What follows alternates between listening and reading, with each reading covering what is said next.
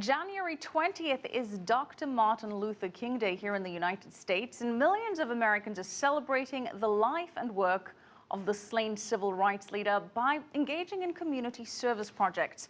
Rachelle Akuffo joins us with another important aspect of his legacy. Rachelle. That's right, Michelle. Now, Dr. Martin Luther King Jr. would have been 85 years old this year, and there were many issues he was unable to tackle before his untimely death. Now, before he was killed, he was working on what he called the Poor People's Campaign. It was his way of attempting to close the wealth gap for all Americans. Reverend Dr. Martin Luther King Jr. is best known as a civil rights icon for his dedication to achieving racial equality through nonviolence in the 1950s and 60s. Because I have a dream. Dr. King's iconic speeches on race relations linger in the minds of many, but he's also considered a champion of the poor and working class, tackling issues of poverty and income inequality that still weigh on millions of Americans 45 years after his assassination. Guaranteeing that we can lift working families out of poverty is something that the federal government has an enormous potential to be engaged in. I think they should be friendlier to businesses to allow the free economy to thrive, to allow people to have opportunities to help themselves out of poverty. I definitely think it's very important to take care of our most vulnerable citizens, especially now when the job market is so difficult.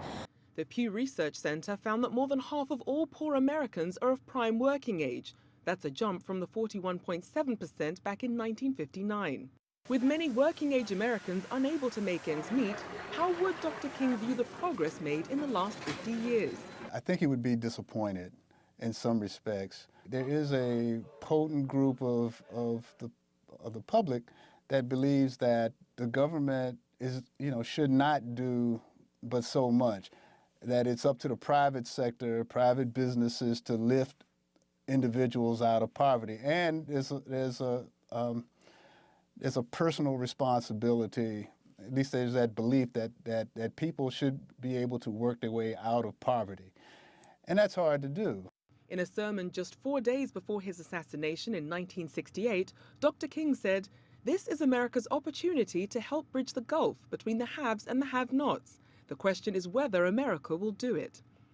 As a reminder, Vice President Joe Biden echoed the title of Dr. King's last book today. Dr. King posed a question, the same question we should be asking ourselves now. Where do we go from here? Some of Dr. King's proposals to close the wealth gap included an economic and social bill of rights, ensuring citizens the right to a job, adequate education, and decent housing. He also advocated all American citizens, employed and unemployed, be entitled to a guaranteed income. Less ambitious versions of these proposals were advocated by former Presidents Franklin Delano Roosevelt and Richard Nixon, respectively, but none became law.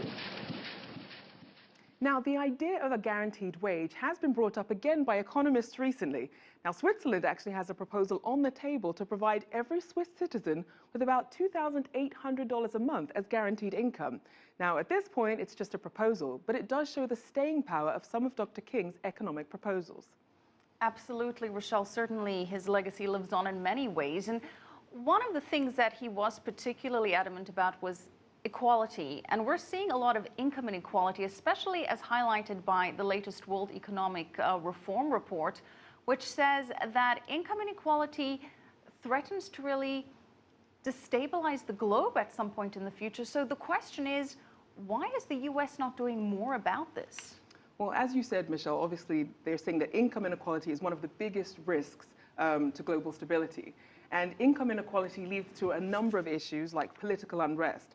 But political gridlock over budgets for the minimum wage, unemployment benefits, and other entitlement programs means Washington isn't getting things done. Now, poverty can be a vicious cycle, and without the right opportunities to end that cycle, it's hard to see a solution. Right, certainly a lot of work needs to be done on that front. Thank you for your report, Rachelle Akuffo.